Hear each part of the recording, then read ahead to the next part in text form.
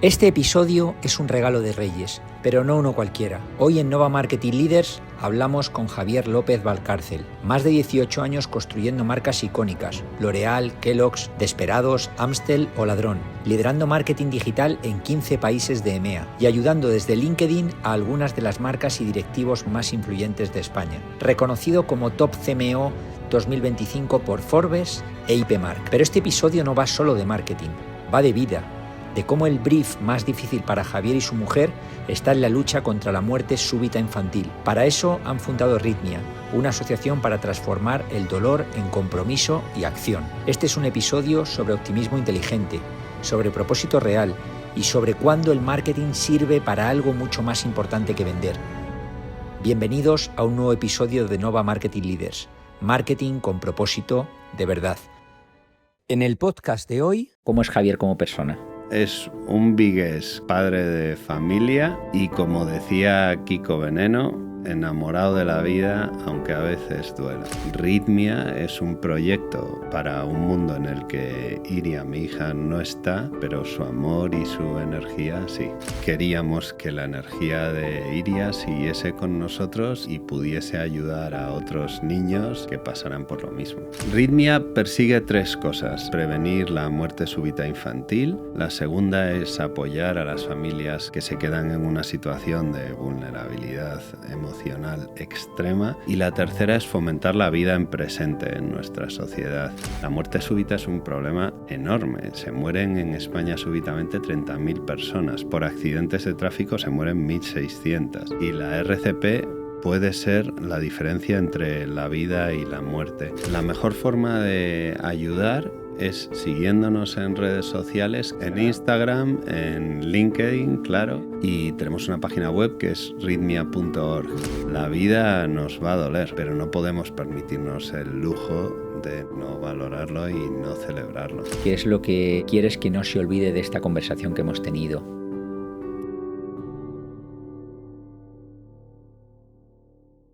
Bueno, Javier, enhorabuena. Hola, Jesús. Bienvenido. Muchas gracias por estar aquí. Bien hallado. Muchas gracias por invitarme y me hace mucha ilusión además ser el primero de 2026. Muy bien, muy bien. Bueno, Javier, pues en este podcast, como ya has visto otros, vamos a hacer un repaso de tu carrera profesional, de Javier como persona. Vamos a hablar de tus proyectos actuales y el proyecto que ahora mismo has lanzado junto a tu mujer, Rhythmia. Pero antes de nada vamos a analizar un poco tu carrera profesional. Sí me gustaría que me hablases de tus primeros proyectos, L'Oréal, Kellogg's, qué es lo que aprendiste, cuáles son los aprendizajes que realmente crees que otros pueden aplicar. Bueno, pues aprendí los básicos de la profesión, ¿no? Que yo creo que son dos. El primero, la obsesión por el consumidor. Obsesión casi, o sea, insana, ¿no?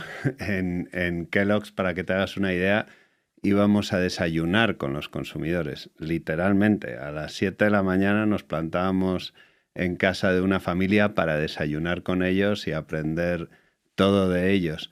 Y eso es algo que se me ha quedado siempre en mi carrera.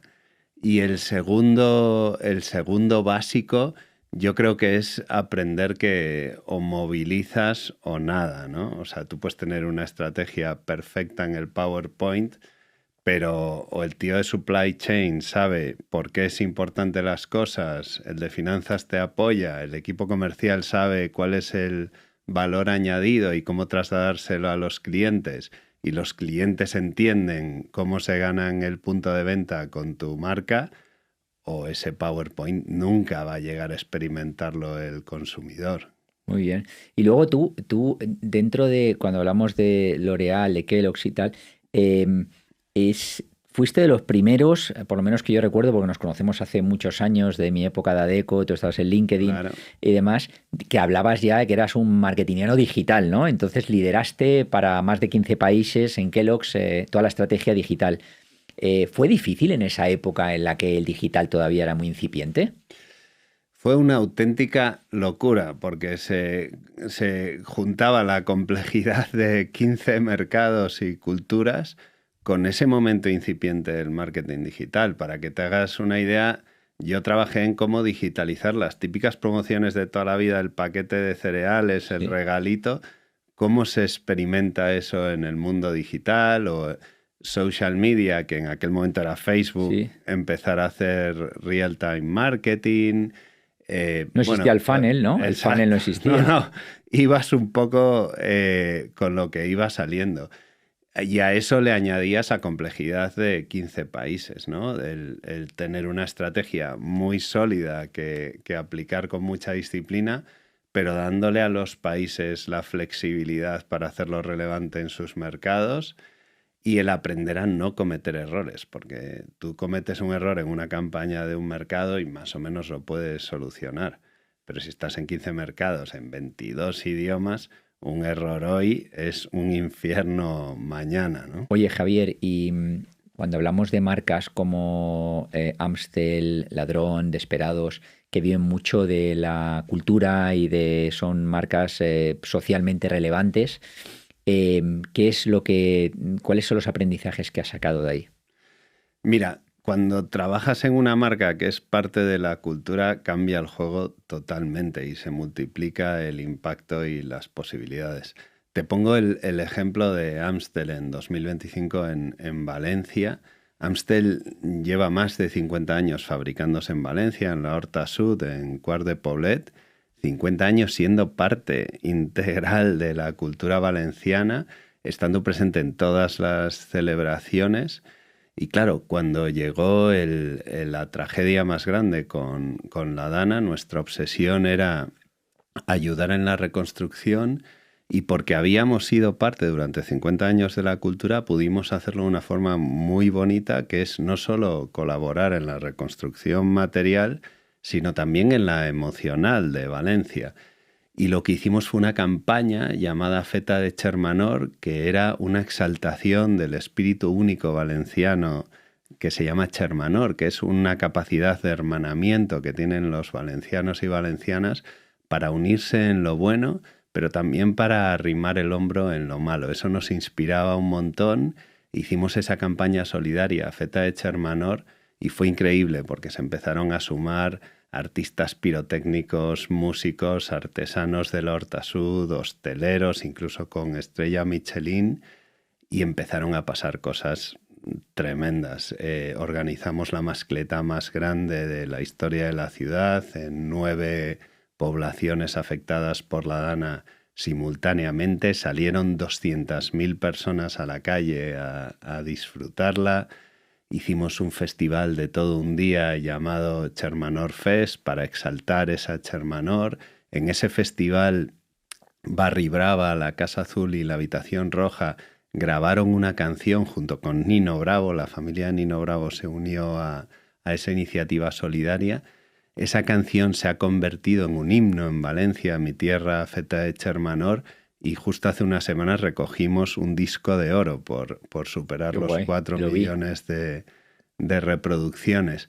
Es decir, cuando eres parte de la cultura, de repente se habilitan un montón de cosas fantásticas para tener impacto real, ¿no? Y es muy divertido, tremendo, ¿no? Al final es donde realmente sacas todo el jugo de la comunicación. Exacto. Y también repasando tu carrera, cuando hablamos de comunicación a un salto anterior, que es LinkedIn, que es donde, sí, donde nos conocimos.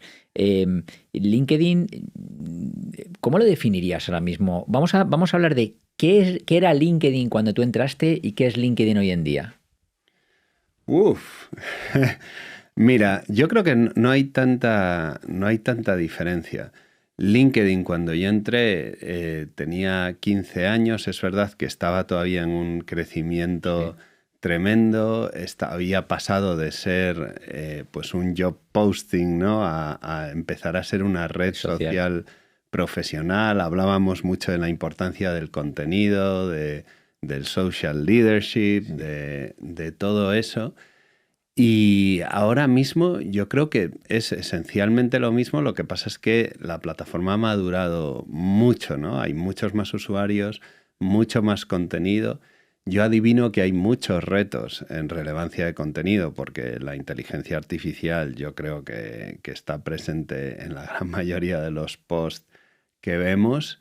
Pero esencialmente es lo mismo y es muy bonito, ¿no? Ese poder de la red de conectarse y añadir valor unos a otros. De hecho, a través de LinkedIn. Totalmente. No, Me a mí contactaste me ahora. encanta, es mi red social favorita, porque aparte se ha convertido también en una red social humana, ¿no? Porque ves que los posts que más engagement tienen son aquellos que hablan de situaciones reales, ¿no? De personas, de cuáles son las frustraciones, cuáles son los desafíos, cuáles son los retos, ¿no? Y al final eso es un poco mezclar la parte profesional que es como nació, ¿no? Con el lado personal y funciona. Exacto. Hay algunos que dicen, y yo creo que hay parte de razón, que es la última red social, ¿no? Porque un Twitter, por ejemplo, está absolutamente lleno de ruido y de odio y en Es verdad, LinkedIn todavía es verdad. puedes mantener conversaciones y Es verdad, conversaciones genuinas. es verdad, es verdad. Y bueno, y metiendo todo en la coctelera, Kellogg's, L'Oreal. L'Oreal no te he preguntado nada. Te voy a hacer una preguntilla de L'Oreal. Háblame de L'Oreal. ¿Cómo era tu trabajo y qué es lo que sacaste de esa empresa?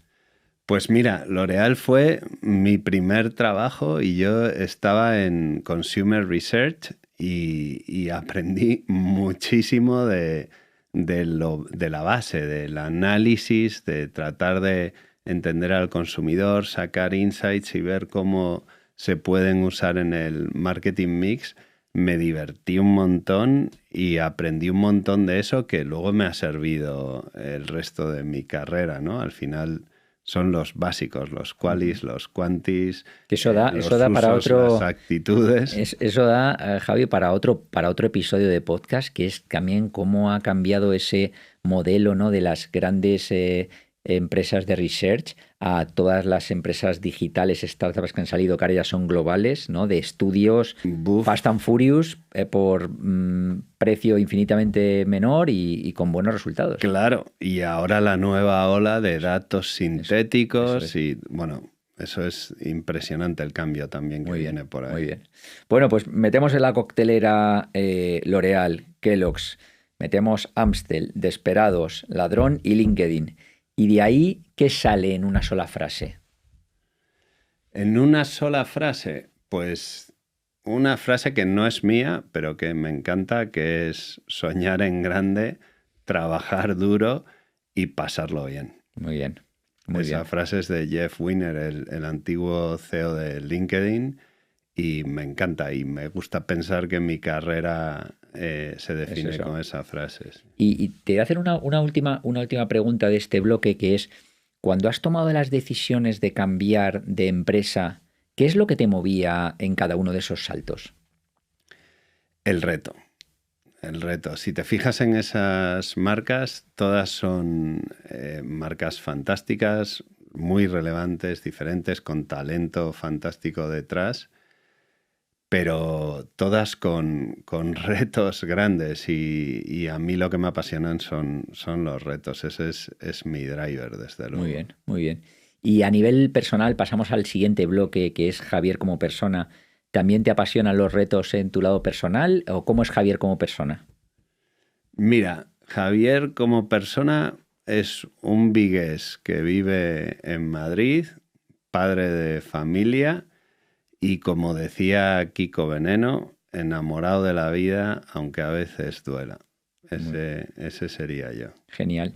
¿Y qué parte de ti no se ve o la gente no conoce? Y bueno, y ahora pues en este episodio lo pueden saber. De tu parte personal, ¿qué es lo que crees que cuando te ven como ejecutivo la gente no está viendo? Pues yo creo que poco. O sea, yo no tengo esa capacidad de tener dos caras, una profesional y una personal. Igual me vendría bien en algún momento, pero la verdad es que no soy capaz de diferenciarlo, no oculto nada, me muestro tal y como soy. Muy bien. Y en el día a día de las reuniones del mundo corporativo de grandes empresas, ¿uno puede ser realmente como es? Yo creo que Mm. cada vez más, y a eso ha contribuido también el LinkedIn Ujú. o el poder expresarte en foros como eres, con honestidad. no solo cada vez es más posible, sino yo creo que cada vez es más importante para trabajar bien con los equipos y de verdad Es verdad. Funcionar bien. Ha cambiado, ¿no? El mundo del trabajo desde que empezamos tú y yo ahora, ¿no? Que antes me acuerdo que teníamos que ir, yo iba con trajes a trabajar o muchísimo más elegante, no sé, tenías que ir afeitado, no se podía ir con la barba. Era todo como muchísimo, como mucho más, digamos, cómo puedo expresarlo? Como mucho más formal, ¿no? Impostado, sí. Y ahora es como que es mucho más relax todo, ¿no? Sí, en la parte formal puede ser. A mí me interesa más la parte más trascendente de eso, ¿no? Yo creo que para que haya confianza de verdad en un equipo, tienes que compartir un propósito y unos valores. Estoy de acuerdo. Y eso, para hacerlo, la gente tiene que estar abierta a hablar Totalmente. sin miedos, a exponerse tal y como es. Totalmente. De hecho, cada vez más en este podcast, cuando he hablado con líderes, cada vez más resaltan la importancia de tener feeling personal y compartir, como tú bien dices, valores con las personas de su equipo, ¿no? Porque al final vas a estar con ellos 10 horas al día, ¿no? Y es crucial. Y me hablabas de que eres una persona que le encantan los retos anteriormente cuando me hablabas de tu lado profesional, pero los retos te hacen ir muy deprisa y te hacen correr mucho, ¿no? ¿Qué es lo que te hace volver a ti cuando todo va demasiado rápido? Pues la perspectiva de lo que es realmente importante. Y te voy a dar una primicia, Jesús. Cuando te mueras no vas a pensar, ojalá aquel KPI lo hubiese tenido en verde en 2026. No vas a pensar eso. Cuando te mueras, o me muera yo, o cuando un ser humano se muere, piensa 4 cosas. Piensa y dice gracias, piensa y dice te quiero, piensa y dice perdóname y piensa y dice te perdono. Eso es lo de verdad importante y lo que a mí me ayuda mucho a tener perspectiva dentro de la locura del día a día, ¿no? Muy bien. Y estamos aquí para hablar, aparte de tu faceta profesional en todas esas grandes empresas, de ese lado humano tuyo que junto a tu mujer habéis lanzado una asociación que se llama Ritmia. Sí. Y me gustaría saber por qué Ritmia y cómo nace Ritmia. Pues mira, mi hija se fue súbitamente, falleció súbitamente mientras dormía, tenía 2 años y medio y nosotros no pudimos hacer nada para evitarlo, ni sabíamos por qué se había ido. Solamente muchos meses más tarde supimos que probablemente había sido por una canalopatía, que es un tipo de cardiopatía que es silenciosa, la llaman la asesina silenciosa, porque es muy difícil de detectar y muchas veces la primera vez que da la cara, el primer síntoma es un síncope que a veces es letal. Ritmia es un proyecto para un mundo en el que Iria, mi hija, no está, pero su amor y su energía sí.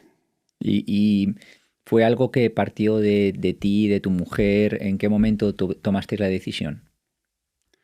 Bueno, en el momento en el que queríamos que la energía de Iria siguiese con nosotros y pudiese ayudar a otros niños y a otras familias que pasaran por lo mismo.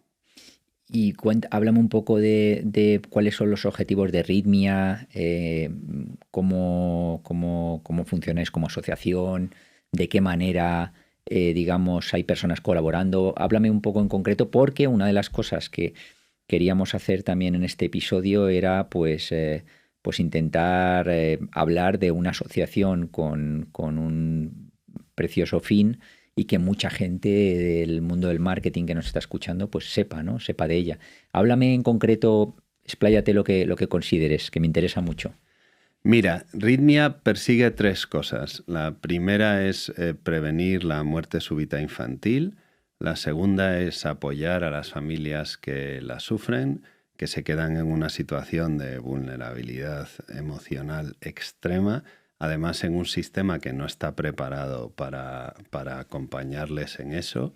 Y la tercera es fomentar la vida en presente en nuestra sociedad. Y la vida en presente es muy importante porque nuestra sociedad la necesita de verdad y es exactamente lo que nos enseñó Iria, ¿no? Tenía una energía que no era de este mundo y Iria nos enseñó a agarrar los días por la pechera y hacer que cada uno contase, ¿no? Por eso es importante. Ahora mismo, después de un año aprendiendo de cardiólogos, de genetistas, de psicólogos, de familias y otras asociaciones maravillosas, vamos a ponernos en acción porque ya sabemos dónde puede Rhythmia actuar. Y lo que vamos a hacer es, en cuanto a prevención, vamos a empezar con lo más efectivo, que es la formación en RCP, en reanimación cardiopulmonar. Lo vamos a empezar a hacer en colegios porque creemos que es una habilidad básica que tenemos que tener en toda la sociedad. La muerte súbita es un problema enorme. Se mueren en España súbitamente 30.000 personas. Para que te hagas una idea de la dimensión que es eso, por accidentes de tráfico se mueren 1.600. Y la RCP puede ser la diferencia entre la vida y la muerte. Y tenemos que estar todos preparados para hacerlo, desde luego.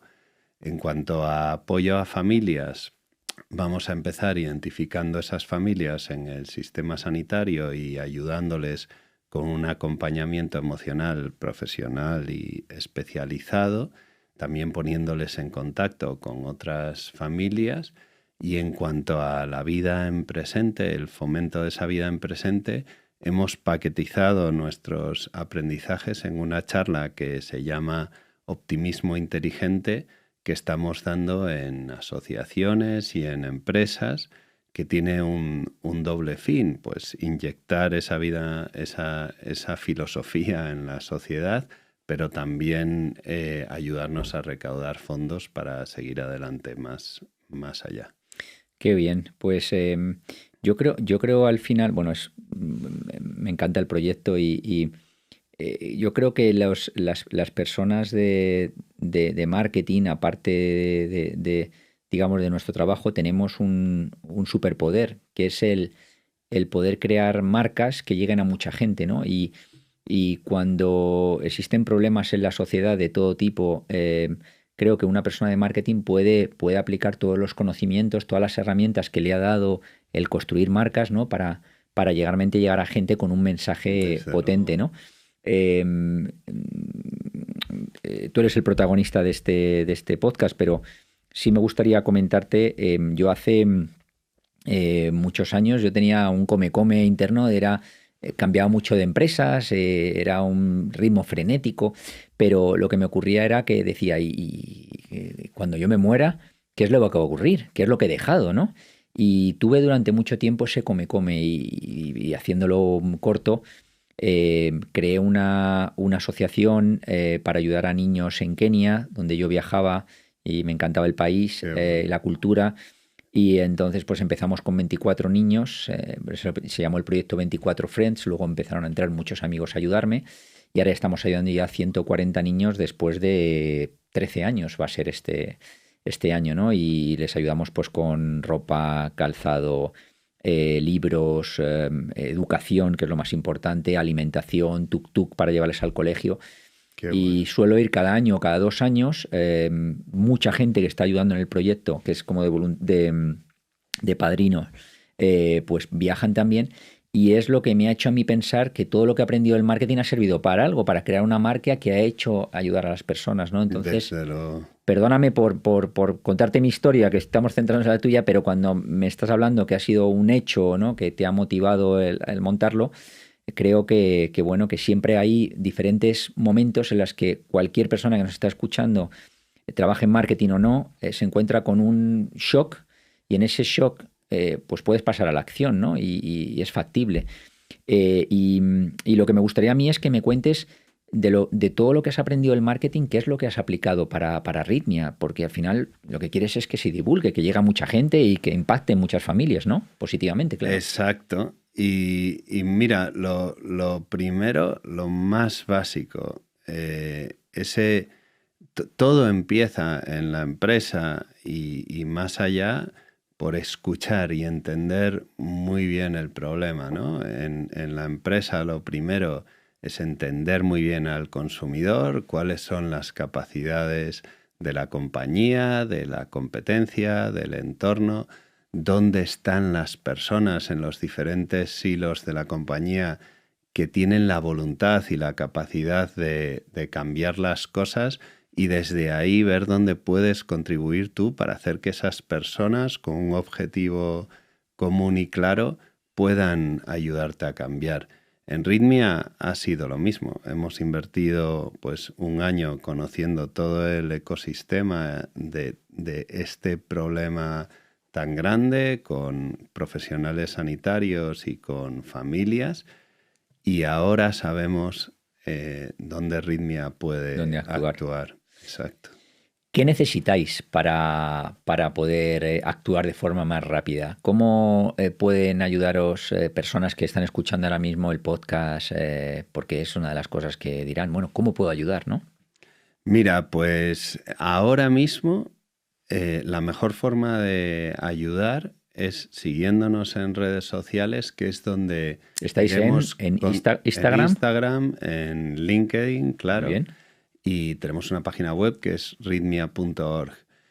Y porque para 2026, a nivel de financiación, ya tenemos cubiertos los proyectos y esos primeros pasos que queremos dar en las primeras 3 líneas. Pero irán surgiendo, esta es una enfermedad muy rara y son cosas que nunca se han hecho. Entonces hay una parte de pilotar y pivotar. Entonces irán surgiendo necesidades y para ayudar lo mejor es estar atentos, seguirnos, y levantaremos la mano a la red cuando necesitemos esa ayuda, desde luego. Muy bien. ¿Y hay alguna manera en la que, bueno, imagino que en la página web habrá ahí un número de cuenta donde la gente que quiera colaborar puede, o hay alguna manera de, digamos, de colaborar económicamente? Tenemos un Mi Grano de Arena que se abrió, un reto para financiar justo estas actividades de 2026, y está abierto. Si entráis en migranodearena.org y buscáis Ritmia, tenéis ahí el reto de Ritmia 2026, que ya lo hemos alcanzado, pero siempre se puede donar algo más. Genial. Javier, tú antes me hablabas de optimismo inteligente. Yo, cuando te conocí a ti, siempre me has... sabes que cuando a una persona le ves pocas veces, ¿no? Pero te haces una idea de esa persona, ¿no? Y yo siempre decía, este es un tío feliz. No sé, te veía siempre sonreír, te veía un tío majete, así como transparente. Y claro, tú eres para mí un ejemplo de un tío optimista, ¿no? ¿Qué es el optimismo inteligente? Pues el optimismo inteligente es la capacidad de ver la vida con objetividad, sin ignorar las cosas que no funcionan, sino actuando sobre ellas y tratando de resolver los problemas, pero sin ignorar tampoco las cosas que funcionan, sino apreciándolas, agradeciéndolas, celebrándolas. Ese es el objetivo inteligente. Ese es el optimismo inteligente, perdón. Y creo que es fundamental en el mundo que nos toca vivir, de tanta incertidumbre, ansiedad, cambios impredecibles y fragilidad.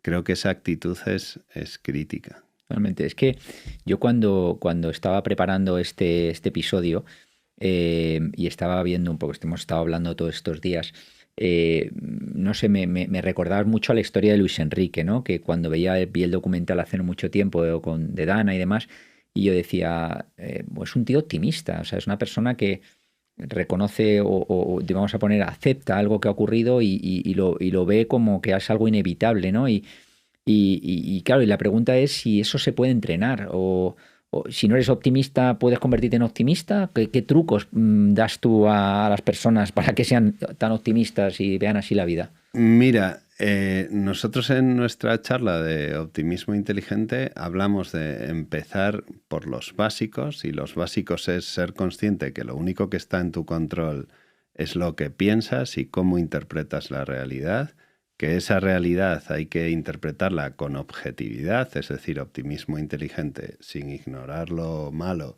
pero sin ignorar lo bueno también, y que hay que ponerse cosas en nuestro día a día, en nuestros hábitos, para que el cerebro recuerde esto, ¿no? Y lo recuerde cada día, porque esto es una cosa urgente. No hay tiempo, Jesús. Ya, ya.